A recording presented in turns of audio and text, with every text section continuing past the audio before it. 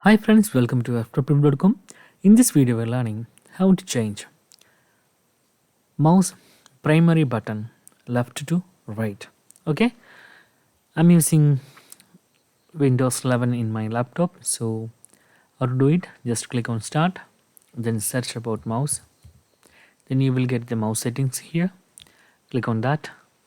Then you can see the first option is primary mouse button. It is left, so change to the right. You can click here. So currently our primary mouse button changed to right.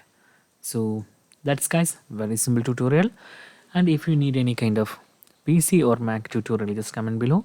I will post my replays as video so you can easily watch and understand it.